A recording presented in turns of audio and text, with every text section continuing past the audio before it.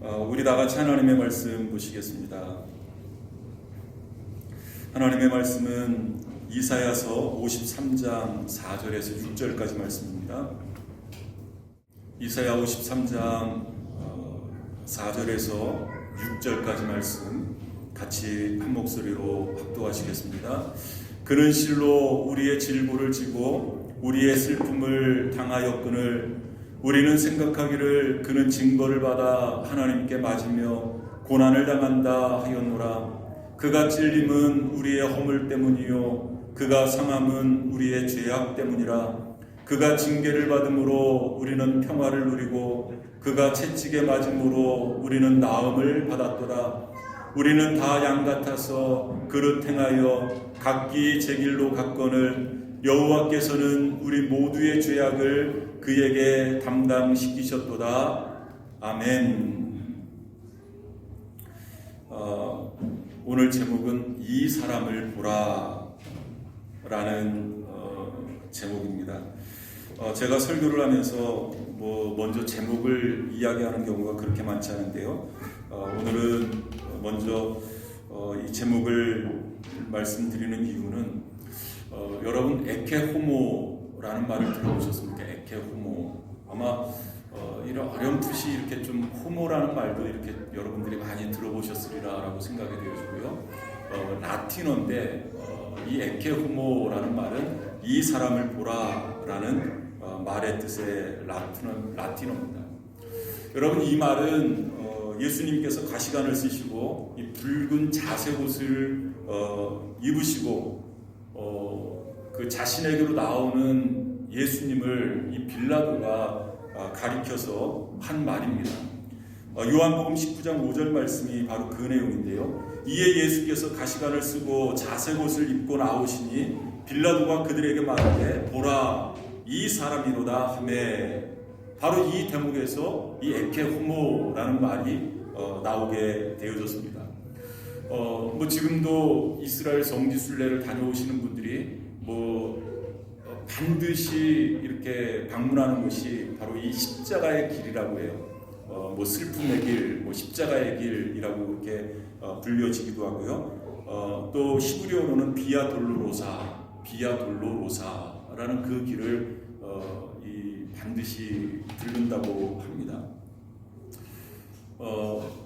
어떻게 보면 억울하게 고난을 받으시면서도 한마디 불평 없이 침묵하시면서 이 십자가의 길을 걸어가시는 그 예수님, 아마 그 예수님을 바라보면서 이 빌라도는 좀 의아해했을 거예요.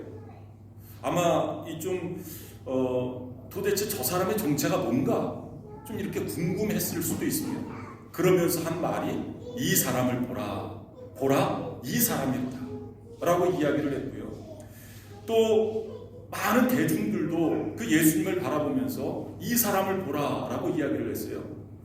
수많은 기적을 행하시고 또 놀라운 그 교훈을 가르치시고 그런 예수님이 사형 선고를 받으시고 그리고 십자가를 지신 채 힘겹게 그 십자가의 길을 걸어가시는 그 예수님을 바라보는 군중들도 이 사람을 보라 라고 외쳤습니다. 여러분 오늘 본문 말씀을 보면 우리가 계속 그 이사야서 말씀을 이렇게 쭉 살펴보고 있습니다만은 그 이사야의 예언을 보면 그 메시아에 대한 예언이 굉장히 많이 등장을 하는데요. 여호와의 종이라고 그 메시아를 소개를 하고 있고요. 뿐만 아니라 그리스도가 되신다, 그리스도다라고 이렇게 소개를 하고 있습니다. 특별히 이사야서 말씀을 보면 이 메시아에 대한 노래가 네 곡이 나오는데요. 그 첫 번째는 이사야 42장 1절에서 9절까지, 그리고 49장 1절에서 7절까지, 그리고 50장 4절에서 1절까지, 그리고 네 번째는 52장 13절에서 53장 12절까지에 걸쳐서 이 네 곡이 등장을 하게 되는데요. 그 중에 첫 번째 노래인 그 이사야 42장 말씀을 보면 바로 이 보라라는 단어로 시작이 되어집니다. 그 42장 1절 말씀 보면 내가 붙드는 나의 종 내 마음에 기뻐하는 자 곧 내가 택한 사람을 보라 라는 말씀으로 등장합니다.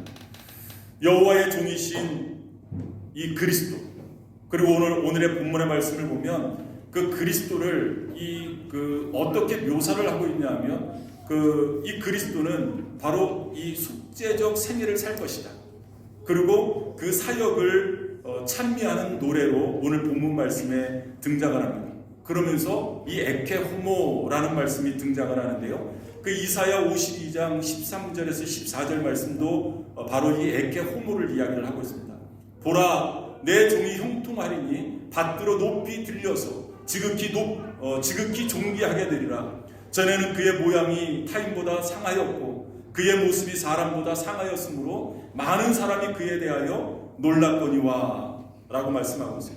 보라, 바로 이 에케헤모라는 말씀으로 시작되어짐을 우리가 알 수 있습니다. 여러분, 이 노래에서도 우리가 알 수 있는 것처럼 하나님의 종이 되시는 그리스도, 마침내 그 그리스도가 얼마나 존귀한 존재가 되어줄 것인가를 우리에게 말씀해 주고 있고요. 그리고 그 존귀하게 되기 전까지,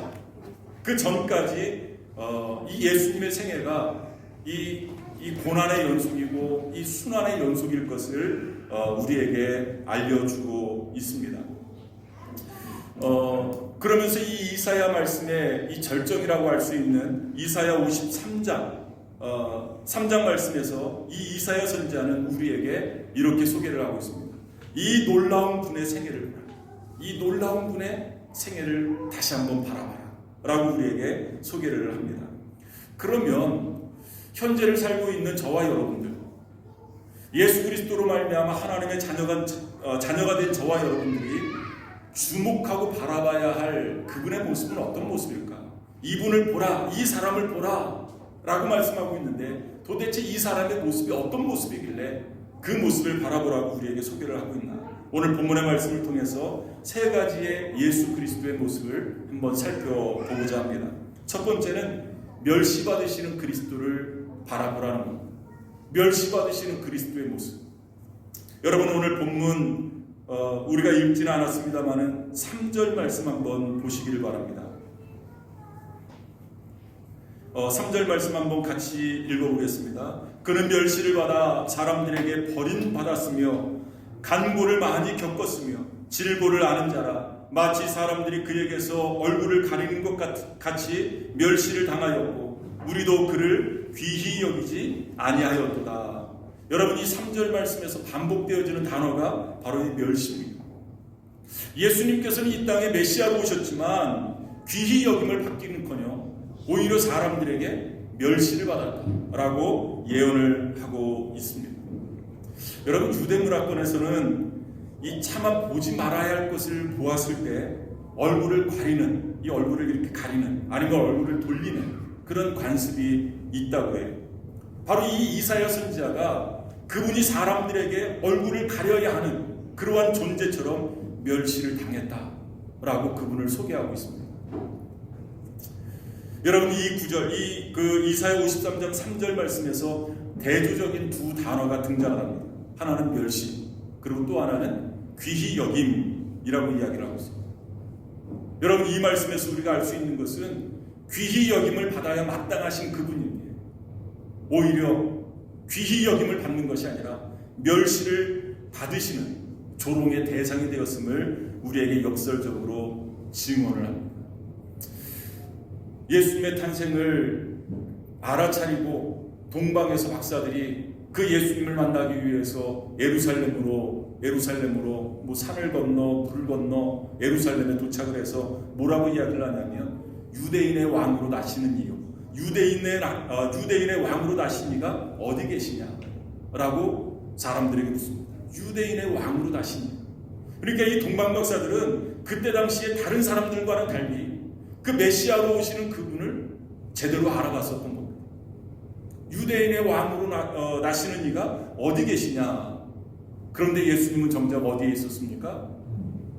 말구 위에서 이 땅에 초라하게 태어나셨습니다. 여러분, 예수님의 탄생 이후에 수많은 화가들이 예수님의 그 얼굴을 또 예수님의 자태를 그립니다. 우리는 그것을 성화라고 그렇게 이야기를 하는데요. 이 수많은 화가들이 그 예수님의 모습을 매력적으로 그리려고 굉장히 노력을 많이 합니다. 그런데 여러분 성경 어디를 봐도 그 예수님이 그렇게 매력적이고 뭐 다른 사람들에게 뭐 이렇게 매력적으로 보일 만큼 그런 모습이 아님을 우리에게 소개하고 있잖아요. 여러분 이사야 선지자도 그 메시아의 모습을 우리에게 이렇게 소개를 합니다. 이사야 53장 2절 말씀을 보면 이렇게 말씀하고 있어요. 그는 주 앞에서 자라나기를 연한 순 같고 마른 땅에서 나온 뿌리 같아서 고운 모양도 없고 풍채도 없은즉 우리가 보기에 흠모할 만한 아름다운 것이 없도다 라고 말씀하고 있어요. 그러니까 이 성화에서 예수님의 모습이 나타나는 것처럼 그렇게 아주 인자하고 뭐 이렇게 매력적이고 그런 모습이 아니라는 겁니다. 흠모할 만한 모습이 없다라고 성경이 말씀하고 있어요. 그래서인지 이 외모만을 중시하는 이 인간들이 아직 예수님을 알아보지 못합니다. 그래도 이 땅에 메시아로 오시는 그분이라면 좀 이 정도는 돼야 되지 않겠어? 그런 기대를 가지고 있는 거예요. 왜? 우리 인간들은 외모를 중시하기 때문에. 그런데 메시아이신 그 예수님은 풍채도 없으시고 흠모할 만한 그러한 모습이 아니다 라고 성경은 말씀하고 있잖아요. 여러분 그것도 부족해서 예수님이 마지막 고난을 받으시던 날 밤 이 빌라도의 이 군병들, 이 빌라도 총독의 군병들이 예수님의 한벌옷을 벗기고 광대처럼 보이는 이 붉은 옷, 홍포를 입히고 그리고 머리에는 가시관을 씌우면서 뭐라고 조롱합니까? 유대인의 왕이여 평안할지어다. 유대인의 왕이여 평안할지어다. 사실은 조롱의 말이지만 그 조롱의 말 속에 그 진리가 있는 겁니다. 그리고 그 예수님을 십자가에 못 박아 십자가 위에 세운 다음에 조롱하는 표시로 그 예수님의 그 십자가 죄패에다가 뭐라고 썼습니까? 유대인의 왕 예수. 유대인의 왕 예수. 그들은 비록 조롱의 말로 그렇게 썼지만 그것은 사실이었습니다. 예수가 구세주가 아닌 세속자의 권력, 이 세속적 권력자로만 생각을 했었던 사람들은 예수님을 향해서 배신당했다라고 생각을 했습니다. 그래서 그 배신당한 기대를 조롱과 욕설과 멸시하는 것으로 대신했습니다. 메시아이신 예수님은 이 땅에 오셔서 멸시를 받으셨습니다. 조롱을 받으셨습니다. 성경은 멸시받으시는 그 그리스도를 바라봐라 라고 말씀하고 있습니다. 귀하게 여김을 받아야 마땅할 그분을 멸시하는, 멸시받으시는 그 예수님을 바라보실 수 있는 저와 여러분들 되실 수 있기를 바랍니다. 두 번째로 우리가 주목하고 바라보는 그분은 어떤 모습인가? 오늘 본문의 말씀을 보니까 고난받으시는 그리스도의 모습을 우리에게 소개하고 있습니다. 이 메시아의 고난은 우리의 질고와 슬픔을 대신하는 고난이었었다라고 성경이 말씀하고 있는데요. 여러분 우리가 읽은 오늘 본문 4절 말씀 한번 보시기를 바랍니다. 같이 한번 읽어보겠습니다. 그는 실로 우리의 질고를 지고 우리의 슬픔을 당하였거늘 우리는 생각하기를 그는 징벌을 받아 하나님께 맞으며 고난을 당한다 하였노라. 이런 고난을 신학적으로는 계속적 고난이다라고 그렇게 부릅니다. 이사야 선지자는 이런 고난의 절정을 이렇게 예언을 합니다. 우리가 너무나 잘 아는 오늘 본문 5절 말씀입니다. 그가 찔림은 우리의 허물 때문이요 그가 상함은 우리의 죄악 때문이라. 그가 징계를 받음으로 우리는 평화를 누리고 그가 채찍에 맞음으로 우리는 나음을 받았도다. 여러분 이 예언보다 십자가에 대해서 더 정확하게 묘사한 말씀은 없습니다. 이 말씀이 얼마나 십자가에 대해서 잘 묘사한 말씀인지 우리는 이미 잘 알고 있습니다. 십자가에서 예수님께서 받으신 고난의 본질은 이사야 53장 5절 말씀에 나와 있는 것처럼 찔림과 상함 그리고 채찍이었었다 라고 말씀하고 있습니다. 여러분, 그리스도이신 예수께서 왜 채찍에 맞으셨을까?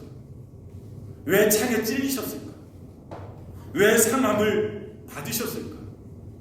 이사야 선지자는 바로 우리의 허물 때문이다, 우리의 죄악 때문이다. 왜 예수님께서 이런 고난을 당하셨을까? 바로 우리의 죄악, 바로 우리의 허물 때문이라고 성경은 말씀하고 있습니다. 이 말씀을 가장 잘 표현한 사람이 바로 사도 바울이 아닌가라고 생각이 되어집니다. 사도 바울은 에베소서 2장 1절에서 이렇게 말하고 있습니다. 그는 바로 예수님입니다. 허물과 죄로 죽었던 너희를 살리셨도다.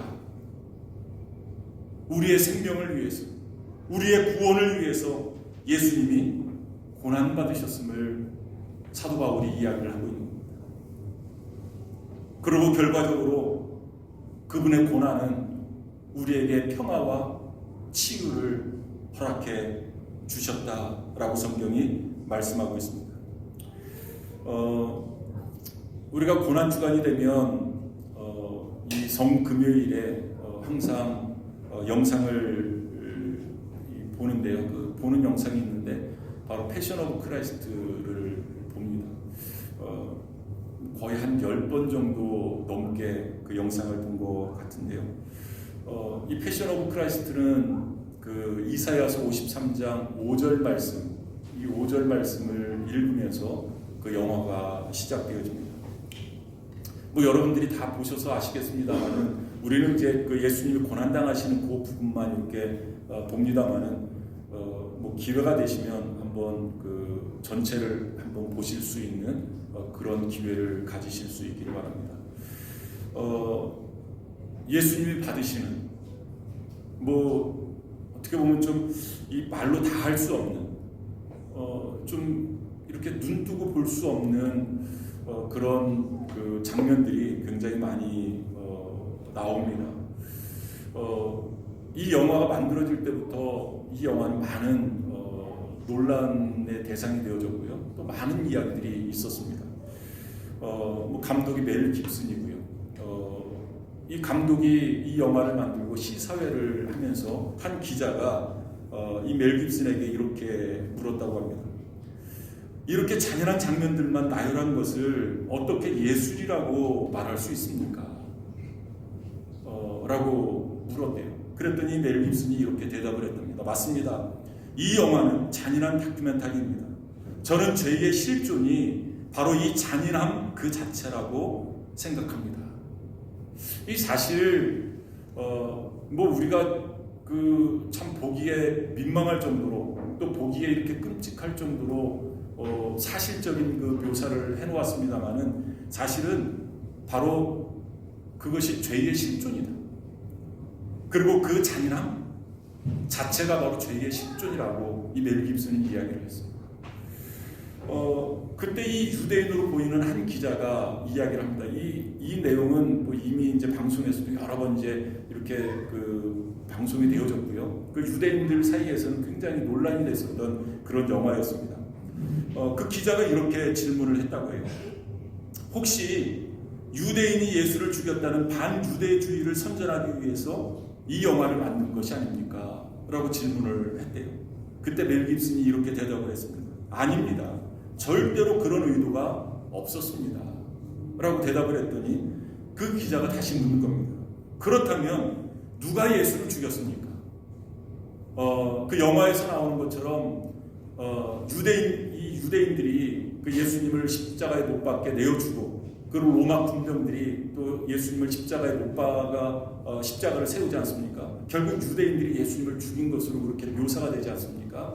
아마 이 기자는 그것을 염두에 두고 이 멜 깁슨에게 그렇게 물었었던 것 같아요. 그때 멜 깁슨이 이렇게 대답을 했다고 합니다. 정말로 제 대답을 기대하십니까? 그렇다면 내가 대답하지요. 제가 그리고 당신의 죄가 예수를 십자가에 못 박았습니다. 나의 죄 때문에. 그리고 당신의 죄 때문에.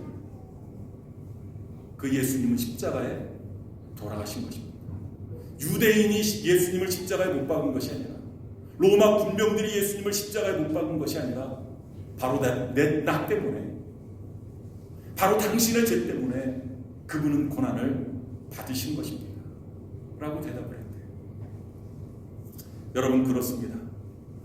그것이 바로 예수님이 받으신 고난의 본질입니다. 왜 예수님이 채찍에 맞으셨을까? 왜 예수님이 창에 찔리셨을까? 왜 예수님이 가시멸관으로 찔리셨을까? 바로 나의 허물 때문에, 바로 나의 죄 때문에 예수님은 고난을 받으셨다. 여러분, 그 고난의 예수님을 바라보실 수 있기를 바랍니다. 그리고 세 번째로 우리가 주목하고 바라볼 그분의 모습은 어떤 모습인가? 오늘 본문의 말씀은 존귀하게 되실 그리스도의 모습을 우리에게 소개하고 있습니다. 마땅히 귀하게 여김을 받아야 될 그분, 존귀하게 여김을 받아야 될 그분이 멸시와 고난을 받으셨음에도 불구하고 그분의 생애의 결말은, 마지막은 존귀합니다 라고 이사야 선지자가 우리에게 말씀하고 있습니다. 여러분, 우리가 읽지는 않았습니다마는 이사야 52장 13절의 말씀을 보면 이사야 선지자가 이렇게 선포합니다. 보라, 내 종이 형통하리니 받들어 높이 들려서 지극히 존귀하게 되리라 라고 말씀하고 있습니다. 여러분, 이 말씀은 예수님이 십자가의 길을 걸어가는, 예수님이 순환당하시는 그 시간이 지나면 마침내 존귀하게 여김을 받게 되어질 것이다 라고 이사야 선지자가 증언을 하고 있는 겁니다. 그리고 이어지는 이사야서 53장 후반절 말씀에도 동일한 말씀이 증언되어지고 있는데요. 이사야 53장 10절 말씀을 보면 그의 영혼을 속건제물로 드리기에 이르면 그 결과, 그것은 성경에는 빠져 있습니다마는 그가 시를 보게 되며 그의 날은 길 것이요 또 그의 손으로 여호와께서 기뻐하시는 뜻을 성취하리로다. 여러분, 이 말씀의 내용은 결국 그리스도를 따르는 수많은 후손들이 일어나게 되어질 것입니다. 저와 여러분들을 이야기하고 있습니다. 예수 그리스도로 말미암아 구원을 받은, 예수 그리스도로 말미암아 새로운 생명을 받은 수많은 후손들이 일어나게 되어질 것이고, 결국은 하나님이 기뻐하시는 일들이 이루어진다라는 뜻의 말씀입니다. 그리고 이사야 선지자는 53장 마지막 구절 12절에 이렇게 말씀하고 있습니다. 그러므로 내가 그에게 존귀한 자와 함께 몫을 받게 하며 라고 말씀하고 있습니다. 그분의 생애 마지막은 존귀함이다, 존귀함이 되어질 것이다 라고 말씀하고 있습니다. 여러분, 이 말씀은 이사야 선지자가 이렇게 예언을 했습니다마는 이 말씀은 그대로 성취되어졌습니다. 그리고 이것을 가장 드라마틱하게 말한 한 사도가 있습니다. 바로 사도 바울입니다. 여러분, 사도 바울은 빌립보서 2장 8절에서 9절 이렇게 이야기를 합니다. 사람의 모양으로 나타나사 자기를 낮추시고 죽기까지 복종하셨으니 곧 십자가에 죽으심이라. 이러므로 하나님이 그를 지극히 높여 모든 이름 위에 뛰어난 이름을 주사 라고 말씀하고 있어요. 여러분, 8절 말씀을 보면 낮추시고 라는 말씀, 그리고 9절 말씀 보면 지극히 높여 라는 말씀이 대조를 이룹니다. 그렇습니다. 예수님께서는 이 땅에 어떻게 보면 낮은 모습으로 스스로를 낮추셔서 이 땅에 오셨습니다. 메시아이심에도 불구하고, 하나님이심에도 불구하고 사람의 몸을 입고 말 부유에서 이 땅에 태어나셨습니다. 자기를 스스로 낮추신 겁니다. 그런 예수님은 여러분, 그것뿐입니까? 결국 자기를 십자가에 못 박게 내어주시잖아요. 자기를 낮추신 겁니다. 성경은 이것을 음부까지 낮아지셨다 라고 말씀하고 있습니다. 그런 예수님을 하나님께서는 지극히 높여 주셨다 라고 말씀하고 있습니다. 지극히 높여 주셔서 존귀한 이름을 그에게 주셨다 라고 성경이 말씀하고 있습니다. 그리고 이어지는 빌립보서 2장 10절에서 11절 말씀 보면 하늘에 있는 자들과 땅에 있는 자들과 땅 아래에 있는 자들로 모든 무릎을 예수의 이름에 꿇게 하시고 모든 입으로 예수 그리스도를 주라 시인하여 하나님 아버지께 영광을 돌리게 하셨느니라. 이 존귀함을 받으시는 그 예수를 바라보라 라고 성경은 말씀하고 있습니다. 이것이 바로 에케호모, 이 사람을 보라. 멸시와 고난을 당하셨지만 결국에는 마침내는 부활하시고 하나님께서 그를 높이셔서 그에게 존귀한 이름을 주시고 모든 사람이 그분 앞에 무릎을 꿇고 모든 입으로 그분을 영화롭게 하는 그 존귀한 예수를 바라보라 라고 성경은 말씀하고 있는 것입니다. 뭐 지금부터 수백 년 전의 일입니다. 뭐 대략 한 500여 년 전의 일인데요. 그 34세 짧은 생애를 산 한 화가가 있었습니다. 34, 34년. 이 그 34세 생애를 살면서 이 믿음의 그림을 그린 이탈리아 화가가 있는데요. 도메니코 페티라는 화가입니다.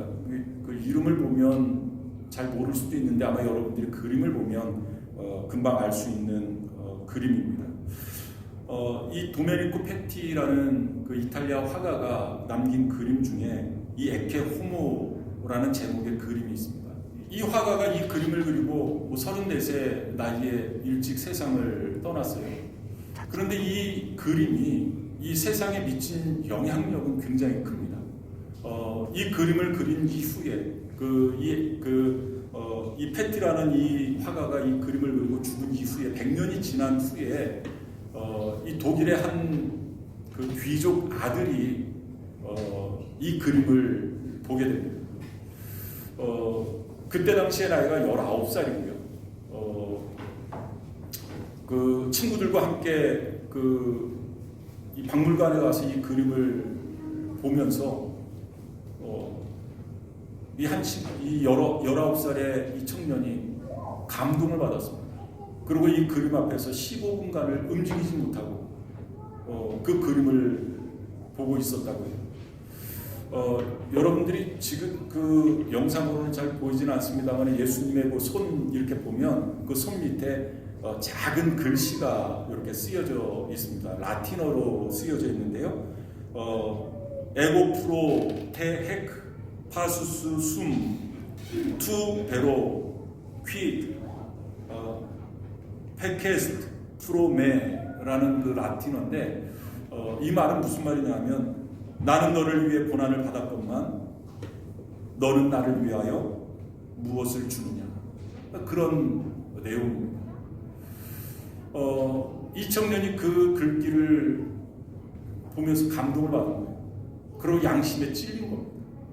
15분간 이 그림 앞에 마치 얼음이 된 것처럼 움직이지 않고 그 그림을 보고 있었다고 해요. 같이 온 일행들이 서두르는 바람에 그 자리를 뜨긴 했습니다만은 그 이후에도 계속 나는 너를 위해 몸을 주건만 너는 나를 위해서 무엇을 주느냐 이 글귀가 계속 그의 양심을 찌르는 겁니다. 양심을 찌르는. 이 청년이 그 이후에 자기에게 있었던 모든 기득권을 다 포기합니다. 자기가 누릴 수 있는 많은 여러 가지 특권들을 다 포기를 하고 그때 당시에 유럽에 한참 불고 있었던 그 영적인 바람, 그 바람을 일으키는 그러한 이 경건주의 교를 하나 이렇게 만들게 됩니다. 뭐 우리에게는 조금 생소할 수 있겠습니다만 이 모라비안 교도라는 교를 이 모라비안 교라는 그 교를 만들게 되는데요. 이 사람이 바로 진젠돌프, 친첸돌프, 진젠돌프, 도로프 이렇게 부르기도 합니다. 진젠돌프 그 백작이라고 이렇게 이야기를 하는데요. 결국 이 사람이 만든 그 모라비안 교회에 의해서 그 잔 웨슬레가 영향을 받게 되어지고 또 이 영국을 변화시키는 그러한 경건 운동을 일으키는 그러한 계기를 마련하게 됩니다.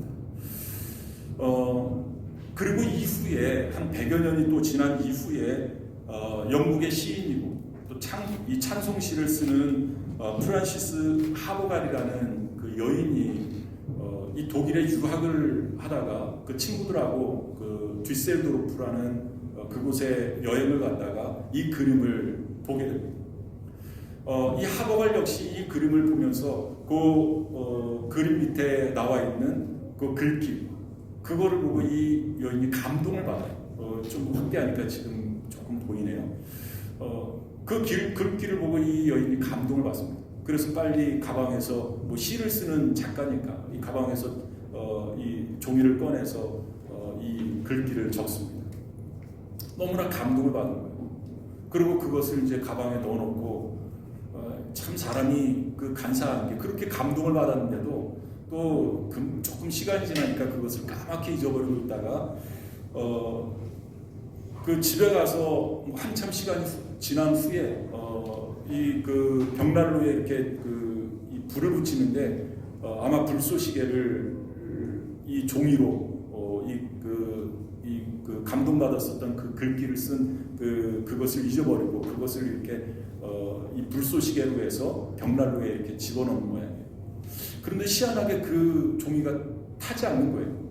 그래서 그 종이를 이렇게 꺼내봤더니 예전에 자기가 디셀도르프에서 친구하고 같이 봤었던 이 그림, 에케 호모, 그리고 자기가 감동받았었던 그 글귀가 그대로 있는 거예요. 그래서 그것을 아버지에게 보여드렸더니 아버지가 야, 참 너무나 감동적이다. 이것을 가지고 너가 이 찬송시를 쓰는 사람이니까 한번 찬송가를 만들어봐라. 해가지고 만든 찬양이 우리가 불렀었던 찬양, 찬송가 311장 내 너를 위하여 몸 버려 피 흘려. 한번 여러분 오늘 내용을 한번 곰곰이 생각해 보시면서 멸시받으시는 그리스도를, 고난받으시는 그 그리스도를 한번 생각해 보실 수 있기를 바랍니다. 왜 예수님은 멸시를 받으셔야 됩니까? 왜 예수님은 귀히 여김을 받아도 모자랄 판에 왜 예수님은 나를 위해서 고난을 받으시는가? 나의 죄 때문에, 나의 허물 때문에 받으신 고난이었구나.